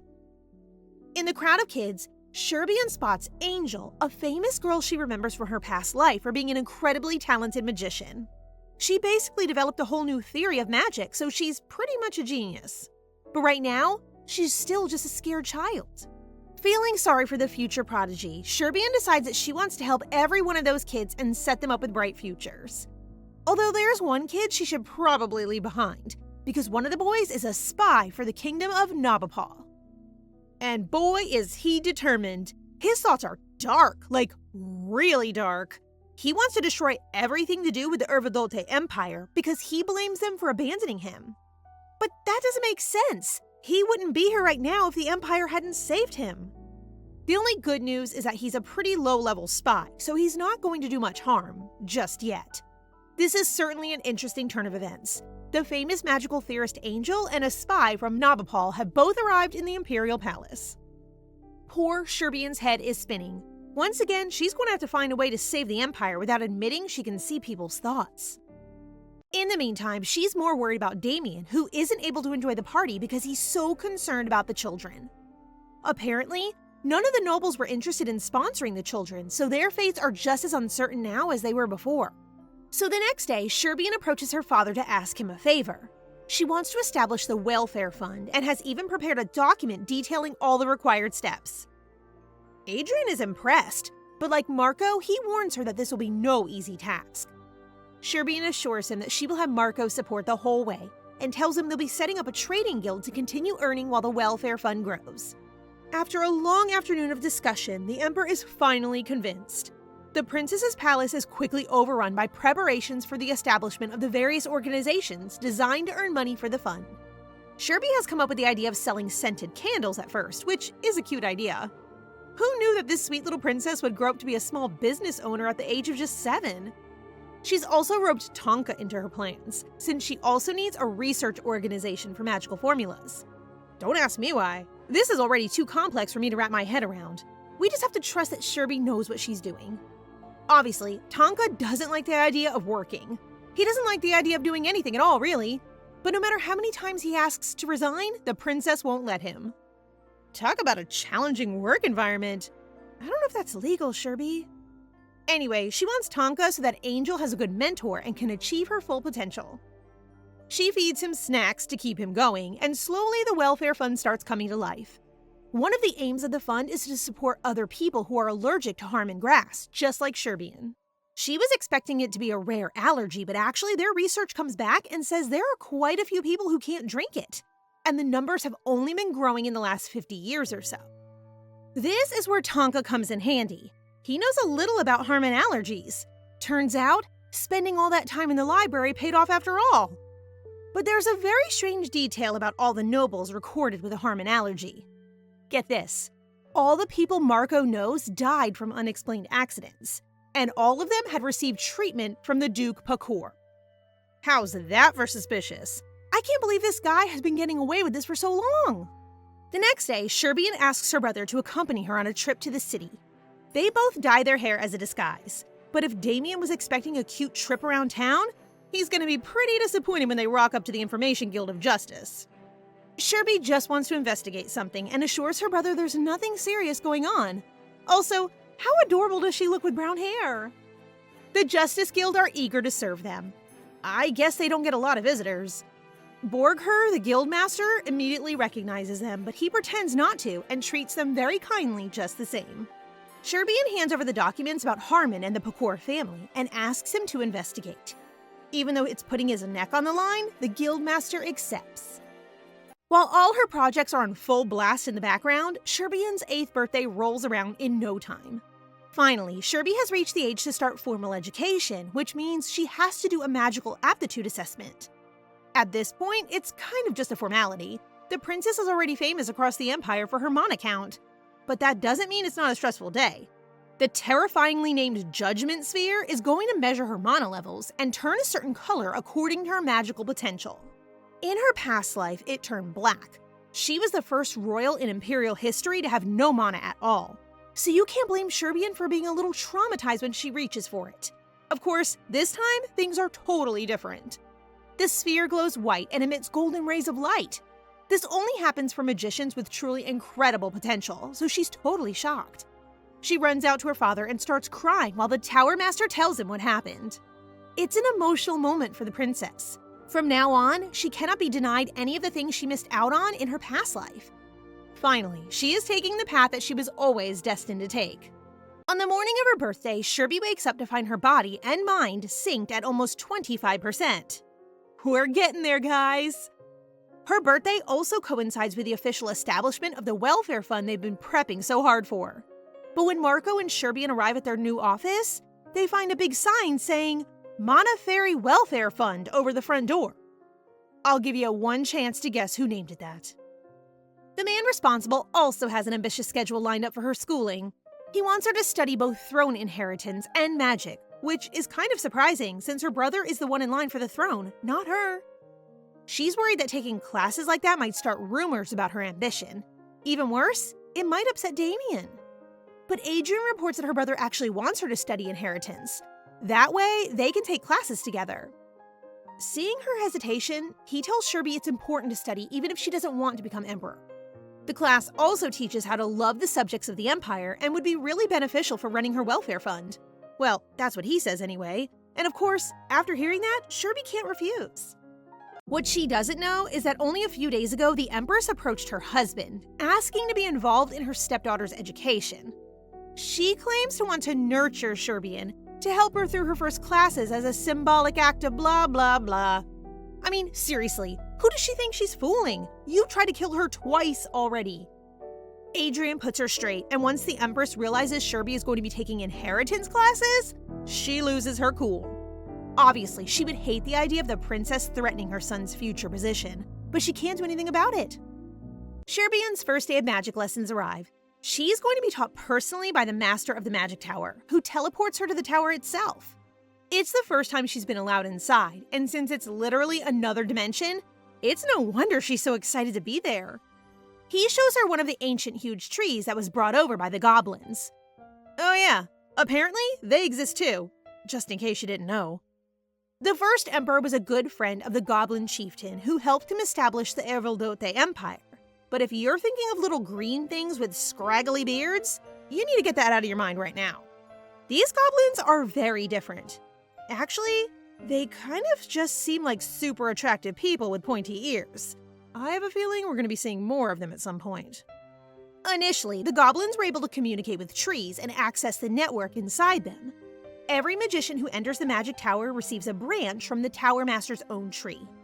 That might sound a little silly, but the branches can transform into a laboratory designed for the needs of the individual who plants it, so they're pretty cool actually. Meanwhile, the Emperor has finally found out what the thief from all those years ago was trying to take from the vault. It's the blood of the first Emperor, contained in one of those magical spheres. If you remember, anyone who enters the vault needs the blood of the Emperor in order to not get lost and trapped inside forever. Somehow, I feel like that can only mean bad things for Sherby. If they try again, maybe they'll decide to take the Emperor's descendant instead. But anyway, back to the magic tower. Sherby meets Carmen and Damian inside, since they're going to be taking lessons all together from now on. Afterwards, Sherby is exhausted.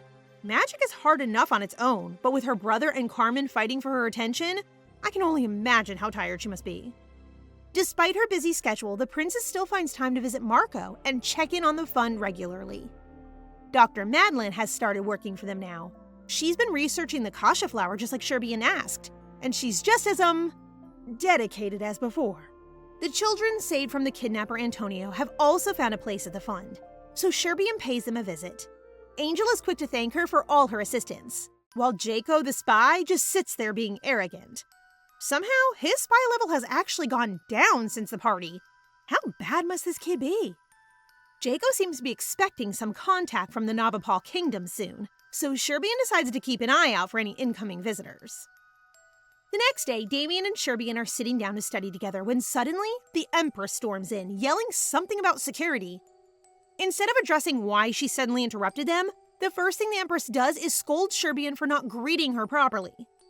"Excuse me, ma'am, she doesn't owe you anything. If anything, you should be the one bowing to her." Reluctantly, Sherbian gets out of her seat to curtsy. Damian is embarrassed by his mother and asks her to leave. But instead, she makes a rude comment about Sherby's common mother and demands she withdraw from the inheritance class immediately. Now, we know by now that this woman is not the sharpest tool in the shed. But honestly, how was she expecting this to go? Damian and Sherby will both tell their dad what happened, and she'll be punished even further. Like, what is she thinking? She says the princess has received far too much lenient treatment already, and that inheritance classes are way out of line for her duties. And when Sherbian plucks up the courage to refuse, she tries to slap her. Okay, let me get in there. I'm ready to teach this witch a lesson myself. Damian steps in front just in time to defend her, which shocks his mother. He says it's kind of an insult if she thinks his shot at Emperor is really so weak that she has to threaten Sherby to defend it. And actually, he makes a good point. Why not trying to have faith in your son rather than physically assaulting a child, Empress? Huh? Damian tells the guards to take her back to her own quarters. Once she's gone, he reassures Sherby that she just needs to focus on her studies. But the next time she goes to class, there's a new character waiting to teach her. This green-haired woman introduces herself as Della Dixie with a sly smile. I mean, come on. She's literally screaming suspicious from head to toe. Countess Dixie was Sherbian's etiquette teacher in her past life, so she already knows what to expect from this woman. In those days, she was always putting pressure on the princess and deliberately taught her the wrong things to get her in trouble. And of course, someone that cruel could only be working for the Empress. Looks like she has just the same motives this time around. But Sherby is prepared. She welcomes Dixie with a polite smile and invites her to sit down for some tea. The Countess is surprised to see a child so young who already knows all the right etiquette for a princess. But before they begin class, Dixie asks for permission to touch the princess. Apparently, it's so that she can correct her posture, but obviously, she's just going to use that excuse to pinch her and be mean. Ellie is outraged by the suggestion that someone like the Countess be permitted to touch the princess, especially given the Emperor's strict level of protection around her. So just like that, Dixie's plans are shot down. You won't be getting your way in this life, evil Countess. Sherbian has protection now. There are lots of people looking out for her. At the end of a long day of classes, Sherby's final lesson is history. Count Bianche is going to be her teacher, and although they haven't met, he already has a very high preference level for the princess. Bianche is also a character who appeared in her past life. He's very strict, but seems to have her best interests at heart. Plus, a quick read of his thoughts reveals that he had refused the Empress's attempts to win him over. So, at least there's one teacher we can trust to actually do their job. After her rigorous schooling is done, Sherbian pays a visit to Carmen and brings him a big basket of sweets as a token of her friendship. When she takes out an embroidery set, he's impressed. Well, until he sees what she's been sewing, that is. I guess she can't be good at everything. Like the lovely gentleman he is, Carmen offers to help her and asks her to give over the needle and thread. Is it normal for mages to know how to sew in this empire? And that's it for today, guys. What did you think? As always, don't forget to like the video and comment for the next part so we know you want more. Remember to subscribe and turn on notifications for updates. See you in the next one!